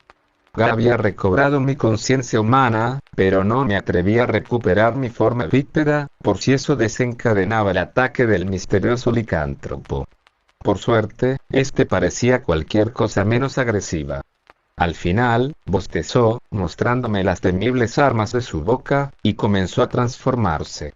Casi me dio algo cuando lo vi convertido en el apuesto y odioso Rui Fernández. Durante un buen rato me quedé contemplando, atónita, su atlético y bellísimo cuerpo, hasta que él, sin perder la eterna sonrisa irónica de sus labios, me dijo, con un tono de voz casi cariñoso: «Bueno, Ana. Ya está bien de animaladas por hoy. Voy a vestirme, tú haz lo mismo, que no quiero verte en pelotas, y, luego, vuelve aquí. Te estaré esperando». Chao. 5 minutos después, estaba sentada al lado de Rui, en el interior de su flamante todoterreno, sin duda, un vehículo excesivamente costoso para el bolsillo de un profesor sin plaza fija. Este no había perdido su sonrisa ni sus aires de perdonavidas, pero parecía más humano que de costumbre. Por otro lado, yo, tras algún tiempo de reflexión, había acabado por admitir la verdad.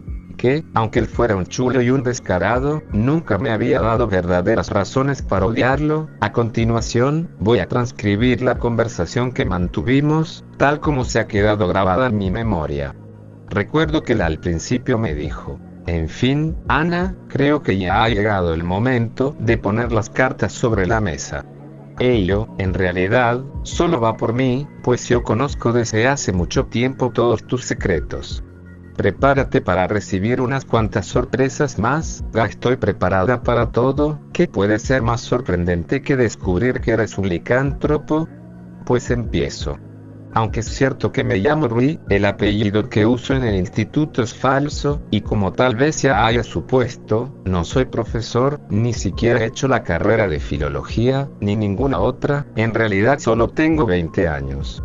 Estoy en el instituto gracias a unos amigos poderosos, que movieron ciertos hilos. Por eso no quise seguir con el tema de sintaxis. No tengo mucha idea de gramática.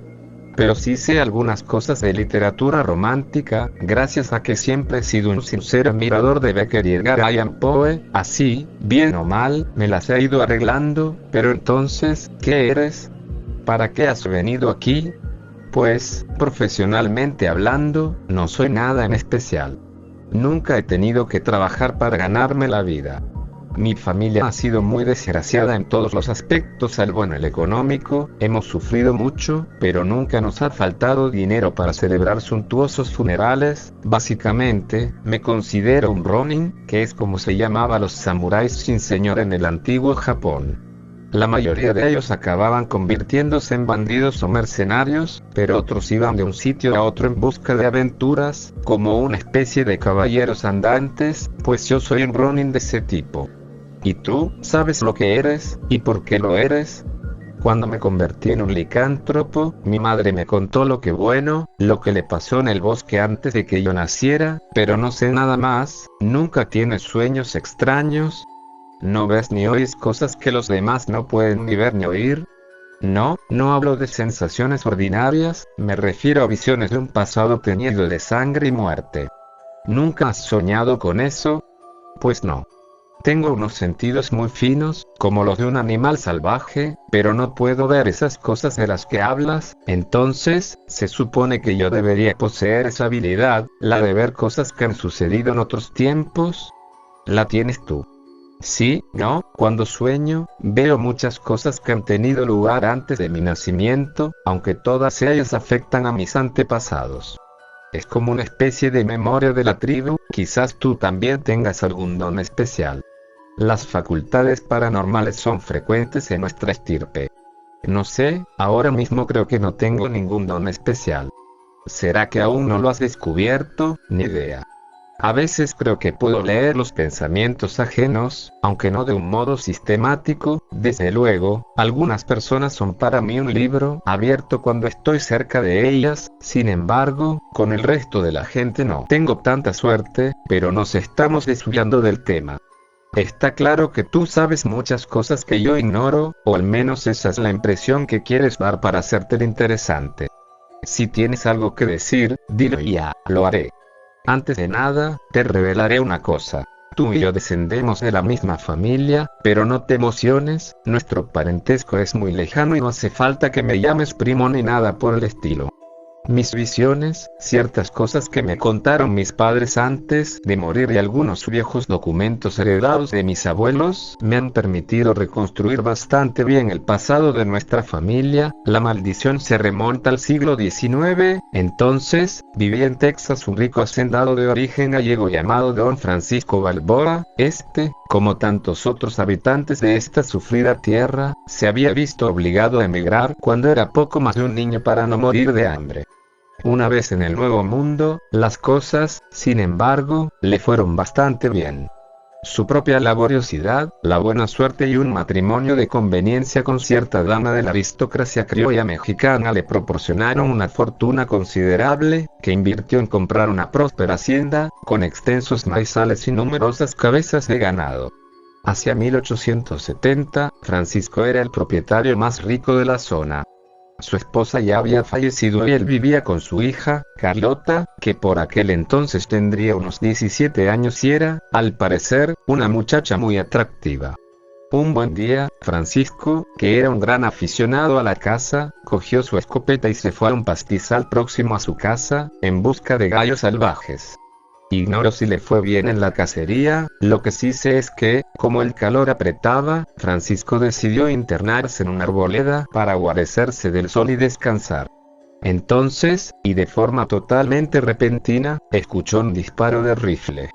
Casi al mismo tiempo, oyó un gruñido de dolor y un puma, que llevaba un buen rato acechándolo desde las ramas de un árbol cercano con funestas intenciones, cayó al suelo, muerto y con la cabeza destrozada por el disparo.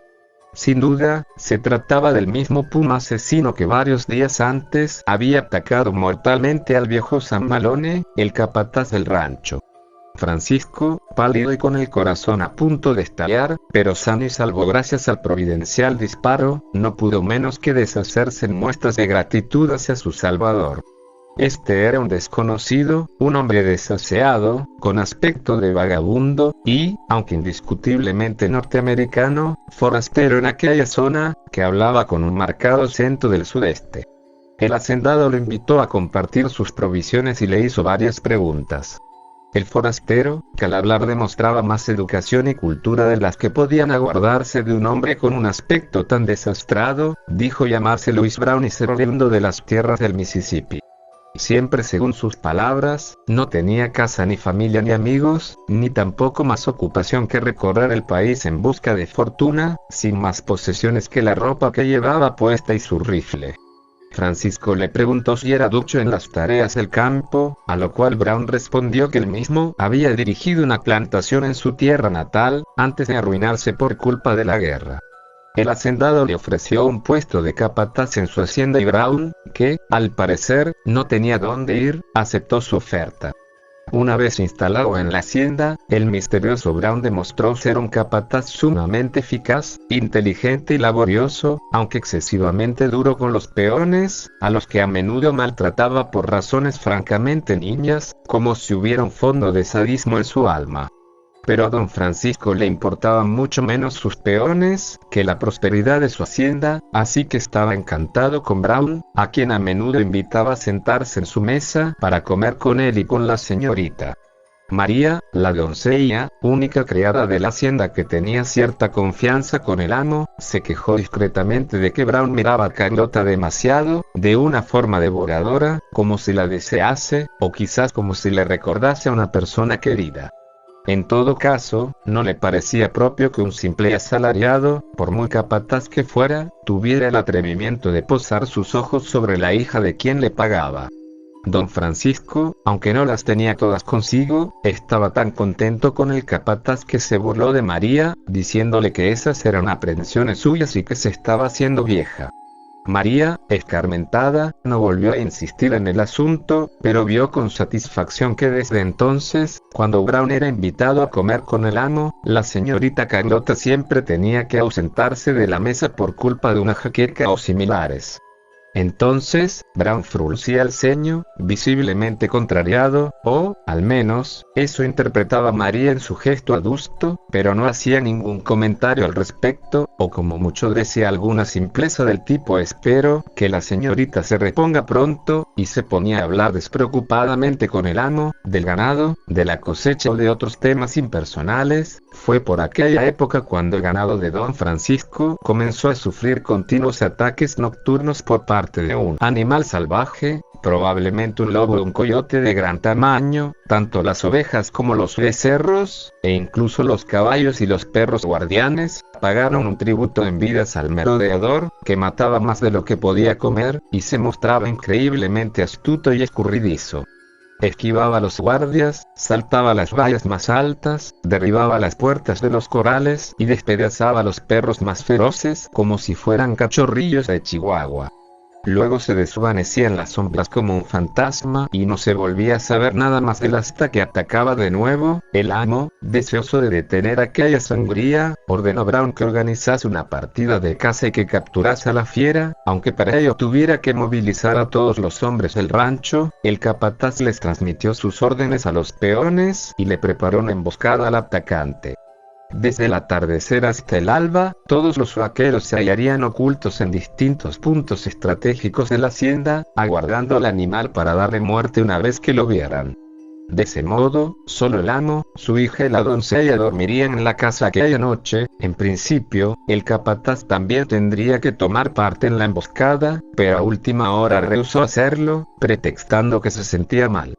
Por tanto, Brown volvió a la casa, encomendándola al segundo capataz, un hombre valiente llamado Charles Wilson, la tarea de dirigir a los peones y supervisar los distintos detalles de la emboscada. Llegó la noche y los hombres de Brown aguardaron, durante largas horas de fúnebre silencio, impenetrable oscuridad y vagos temores mal disimulados, la llegada del lobo. Pero este no daba llegado. Ya pasaba de la medianoche cuando Wilson, a quien largos y peligrosos años de vida en el salvaje oeste le habían dado el oído de un indio, creyó percibir un sonido inquietante procedente de la casa, quizás el eco de una detonación, aunque nadie más había percibido el supuesto disparo y él mismo no estaba seguro, pues la casa se hallaba a bastante distancia de su puesto de observación. Decidió ir a echar un vistazo, tras ordenarles a sus subordinados que siguieran esperando al lobo. Cuando entró en el edificio principal del rancho, se llevó una desagradable sorpresa que puso a prueba la férrea solidez de su temple. En el vestíbulo, sobre un charco de sangre, se hallaba el cuerpo atrozmente despedazado del señor Balboa, que todavía sostenía en su mano un revólver. Este había sido efectivamente disparado en al menos una ocasión, pero el disparo no había podido detener a su atacante, fuera lo que fuera.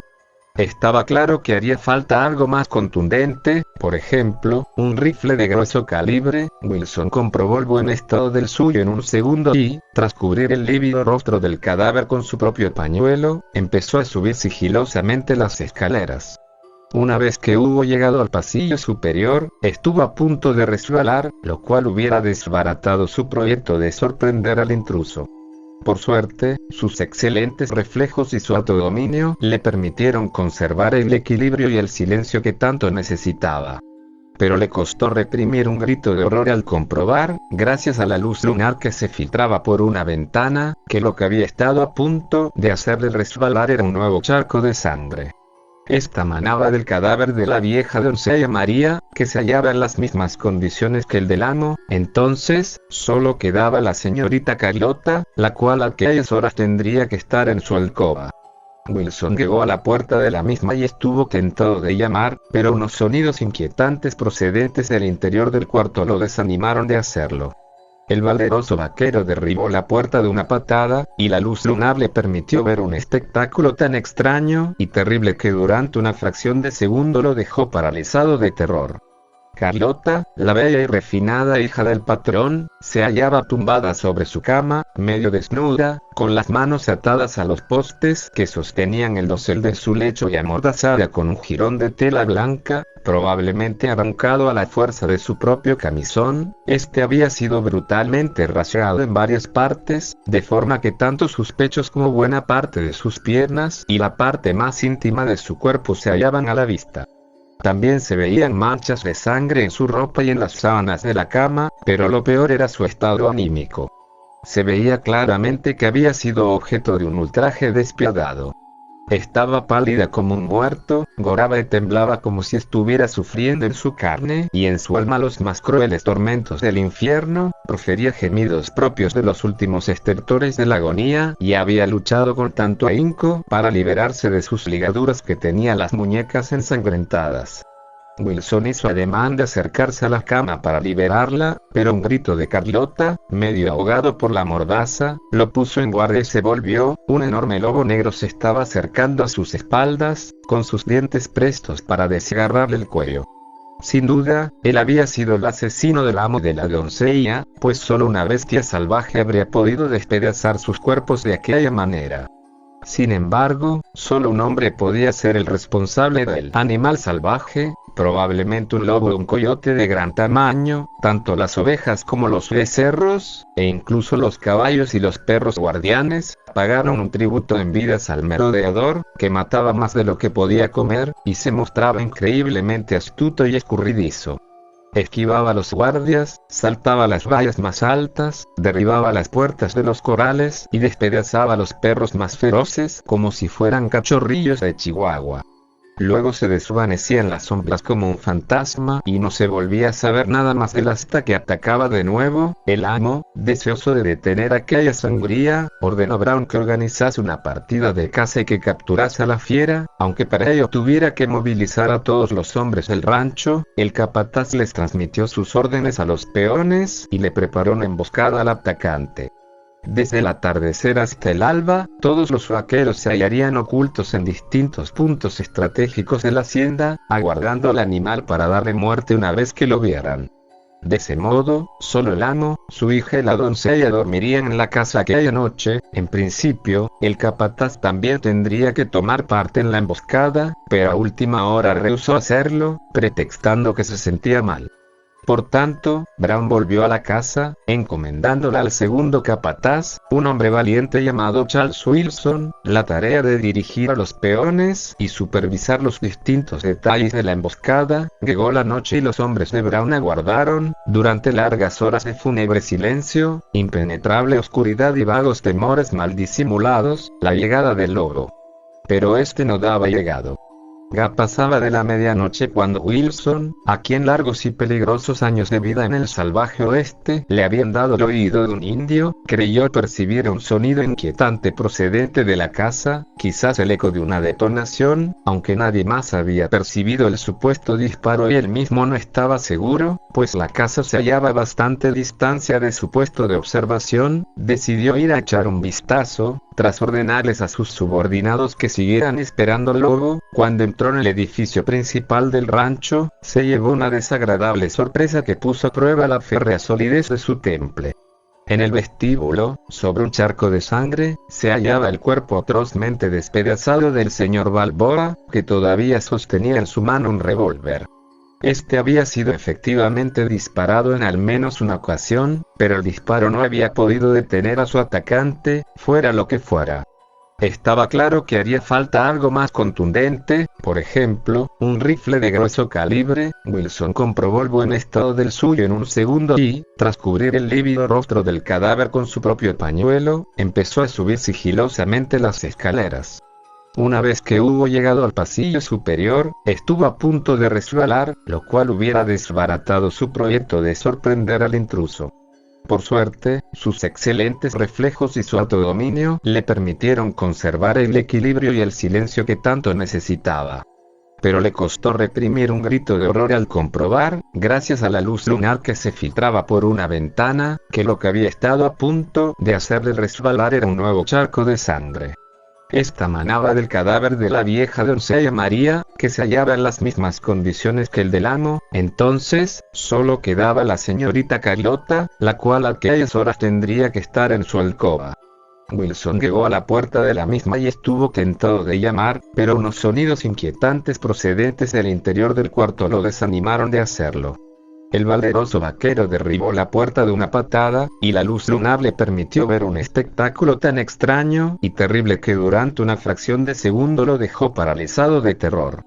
Carlota, la bella y refinada hija del patrón, se hallaba tumbada sobre su cama, medio desnuda, con las manos atadas a los postes que sostenían el dosel de su lecho y amordazada con un jirón de tela blanca, probablemente arrancado a la fuerza de su propio camisón. Este había sido brutalmente rasgado en varias partes, de forma que tanto sus pechos como buena parte de sus piernas y la parte más íntima de su cuerpo se hallaban a la vista. También se veían manchas de sangre en su ropa y en las sábanas de la cama, pero lo peor era su estado anímico. Se veía claramente que había sido objeto de un ultraje despiadado.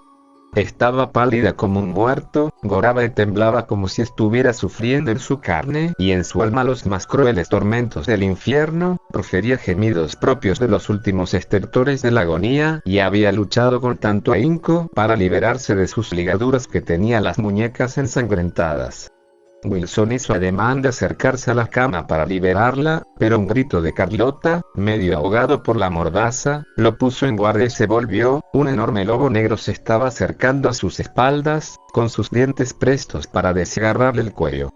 Sin duda, él había sido el asesino del amo de la doncella, pues solo una bestia salvaje habría podido despedazar sus cuerpos de aquella manera. Sin embargo, solo un hombre podía ser el responsable de él. También lo afectaba la maldición de Lois Brown.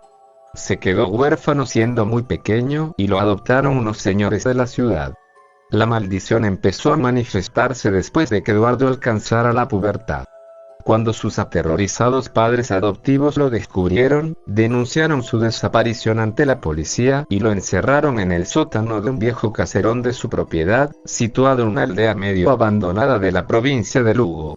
Allí Eduardo pasó casi toda su adolescencia, hasta que un día sus progenitores, que eran los únicos que conocían su paradero, murieron en un accidente de tráfico cuando se dirigían al pueblo para llevarle comida.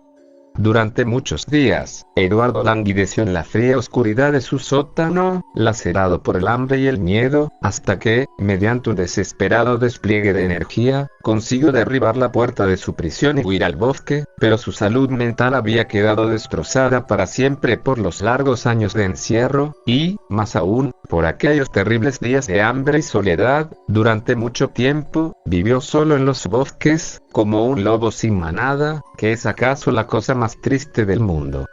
Sobrevivió cazando animales salvajes para alimentarse y abusó a varias mujeres que cayeron en sus manos, o en sus zarpas, para satisfacer su lujuria. Pero solo uno de los abusos fue fecundo, el que sufrió tu madre. Poco después, acuciado por el hambre, empezó a atacar al ganado hasta que alguien le pegó un tiro.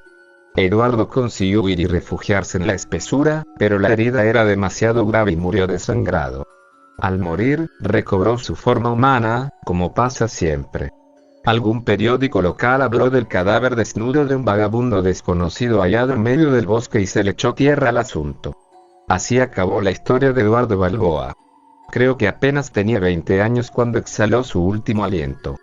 Puede que no quieras reconocerlo como padre, pero deberás admitir que la suya fue una historia bien triste.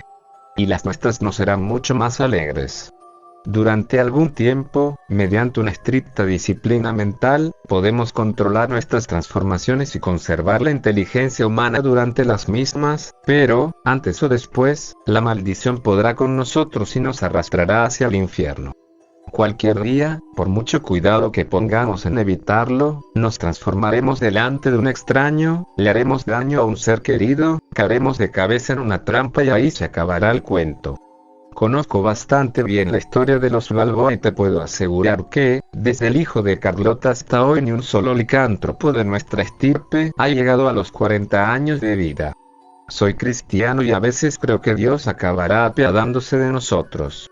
Pero otras veces no puedo dejar de pensar que todos moriremos víctimas de nuestra maldición, como murió tu padre, y, bueno, también el mío.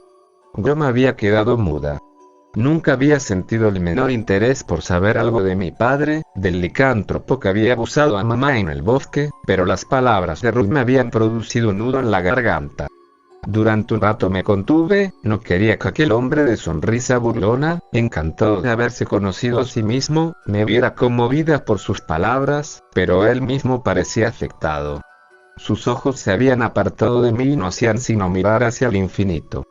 Por primera vez, una expresión de melancolía se dibujaba en su agraciado rostro. Se diría que su propio pasado y el de su familia estaban llenos de historias tristes por el estilo. Y toda aquella seguridad en sí mismo, la expresión pícara de su rostro, su manera descarada de hablar no serían corazas con las que protegía una parte íntima de su ser, blanda y sensible, que había sido lacerada muchas veces por la vida, por el cruel destino que la naturaleza le había, nos había, otorgado. Sí, así era. Ruth Fernández era un ser bueno y desdichado, que, al igual que un molusco, protegía la vulnerabilidad de sus entrañas con la dureza de un caparazón casi impenetrable. Lo estaba leyendo, con toda claridad, en su mente. A mí, al contrario que a él, los sueños no me decían nada, pero sí lo hacían algunas mentes. Y acaso también algunos corazones. Ese era mi don. Al menos Ruth no podría ocultarme sus sentimientos, mientras yo me hallara a escasa distancia de él, y lo cierto es que a partir de aquel momento empecé a quererlo, no en un sentido romántico, por supuesto, pero sí como se quiere a alguien de tu familia, especialmente cuando está pasando por un mal momento. De haber tenido más confianza con él, creo que hasta hubiera intentado consolarlo, pero no me atreví y me limité a encerrarme en mí misma, al igual que un molusco. Cada noche cerrada cuando emprendimos el viaje de retorno a la ciudad, Ruth conducía lentamente, pues la angosta y mal cuidada pista que atravesaba el bosque no permitía demasiadas alegrías a los conductores, ni siquiera los que tuviesen un todoterreno como el suyo. Por mi parte, no me sentía cansada, muy cansada, pese a que llevaba horas sin hacer nada, sentada en el asiento del coche. En cambio, creo que si hubiera pasado toda la tarde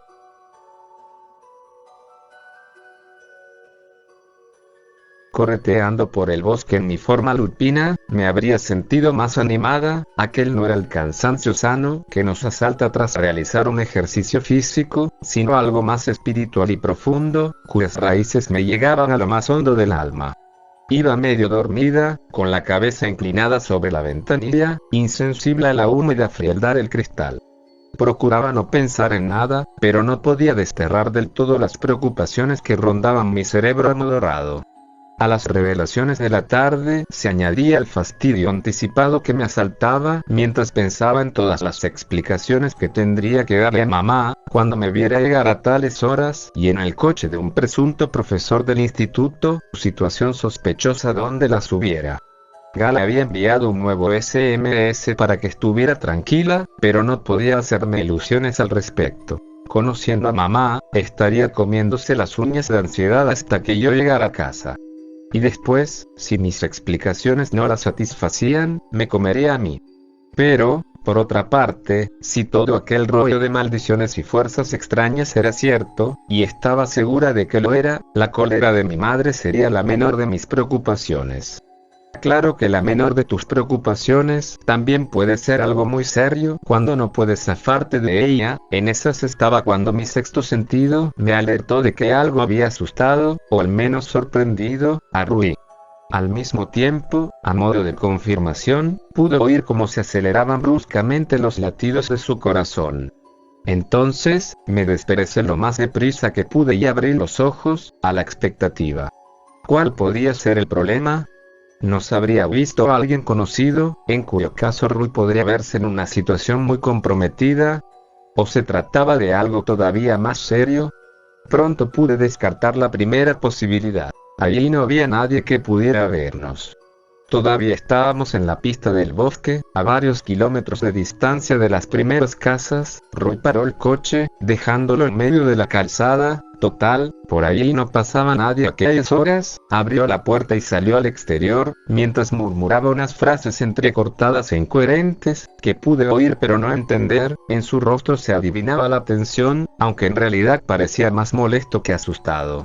No bajé con él y lo seguí, sin decir palabra, hasta un bulto grande y oscuro, que yacía en el arcén, unos 10 metros delante del punto donde habíamos dejado el auto. Una vez que me hube concentrado para que mis pupilas de fiera nocturna pudieran escudriñar la oscuridad, vi, con cierta decepción, que aquel bulto, la aparente causa del repentino nerviosismo de Rui, no era más que un caballo muerto. Aquello era lastimoso, pero no inusual. En los montes a los alrededores había muchos caballos que pasían en entera libertad y nos resultaba raro que uno muriera atropellado en una pista forestal. Pero una ojeada más atenta me descubrió que en el cuerpo de aquel caballo no se veía herida alguna, ni se apreciaban marcas de contusiones, lo que parecía descartar el atropello como causa de su muerte. Tampoco se veían manchas de sangre en el suelo. Rui se agachó y acarició con su mano derecha el pescuezo del pobre animal, palpándolo como si estuviera buscando algo. Tras unos pocos segundos, musitó: «Aquí están». Me lo imaginaba. Me agaché y fijé mi mirada en lo que parecía acaparar la atención de Rui. Se trataba de 2 incisiones paralelas, tan pequeñas que resultaban casi imperceptibles, en el cuello del caballo. En torno a cada una de ellas, se veía una sustancia oscura, que, por el olor, me pareció sangre seca. Rui murmuró, hablando para sí más que para mí: «No contaba con esto, pero desde luego puede complicarnos las cosas de una forma que no había previsto. Y lo peor es que luego nos pueden cargar el muerto a nosotros». No me sentí francamente inquieta, pese a que Rui, una vez repuesto de su sorpresa, parecía estar recuperando progresivamente su aplomo habitual. Le pregunté: «¿Quieres decir que hay otro licántropo por aquí?». Él me miró con cierta expresión de disgusto, como si me hubiera oído decir una simpleza, y me respondió, con voz dura y el ceño fruncido: «Yo no he dicho eso. ¿Es que no ves las incisiones en el cuello del caballo? Creo que resulta evidente para cualquiera que son las marcas del ataque de una mujer pantera». No me quedé muda,